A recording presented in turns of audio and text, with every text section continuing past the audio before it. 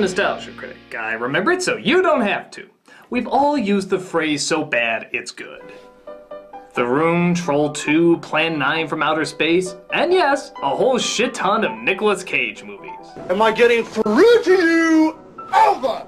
We laugh at its awkwardness and just how kooky and strange it can be, but what separates bad movies that we like from bad movies that we hate? Why can we watch Birdemic or Santa Claus Conquers the Martians with joy and yet legitimately hate films like The Adventures of Pluto Nash or Transformers 2?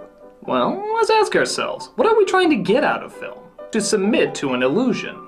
Because when you get down to it, all we're really doing is sitting down in a chair looking at a screen. Not very exciting. But it's the ability to be engrossed into what's appearing on the screen that you forget that's actually what you're doing. People claim that watching Gravity was very similar to feeling like you were up in space. That's an example of an illusion working so good that you believe you're actually there. And that's exactly what a movie is supposed to do. Make you forget that you're sitting there doing nothing, but trick you into getting sucked into a story or a character's dilemma that you want to know the outcome to. It's all the more important to understand this when the illusion is done wrong. When the characters are not believable, the situation's not engrossing, and the experience just all around not entertaining. If you get a bad actor or a bad writer, the illusion is ruined much easier because you're constantly reminded that what you're watching is not real. And even though we know that going in, we still want to partake in the willingness to believe that the illusion is really happening in front of us. But if the people making the movie aren't talented enough or not trying hard enough, we're often stuck being reminded that we are just looking at a screen for an hour and a half, and what's happening on the screen is not very engaging. So we know that's what bad art can do, but what's the transition of going from bad art to so bad it's good art?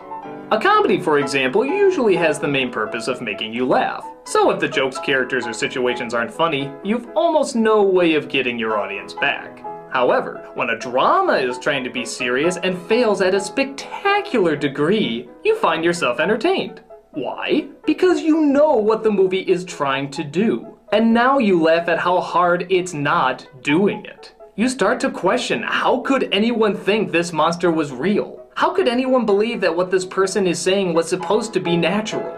Why would anybody wear tuxes to play football?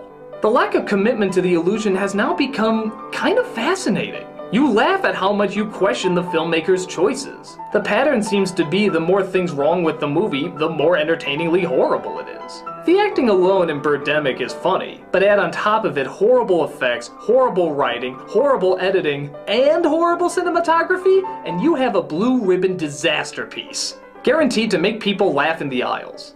But there's other movies that have similar elements and yet don't get quite the same reaction. For example, The Postman is a pretty bad movie. It's not well written, not well acted, and not well directed. But this film isn't entertainingly bad, it's just bad. But why? What is this film doing different that Birdemic isn't? Well, this film doesn't entertain because it's boring. The choices the director makes are awful, but not laughable. The acting is bad, but not the worst. And the writing's lame, but not funny lame. So what then makes the distinction between a bad film and a hilariously bad film? Well, part of it in this case is that Costner, to be fair, is a competent director. He knows how to frame a straightforward shot, he knows how to tell a basic story, he knows not to pick really bad actors if they audition. Costner, even though he didn't do it well in this case, has some idea what he's doing. Which is why it's so much more fun when you come across someone who doesn't know what they're doing. A person who will try anything, even if it doesn't make a lick of sense. It's the incompetence that makes the illusion all the more broken, and thus all the more laughable.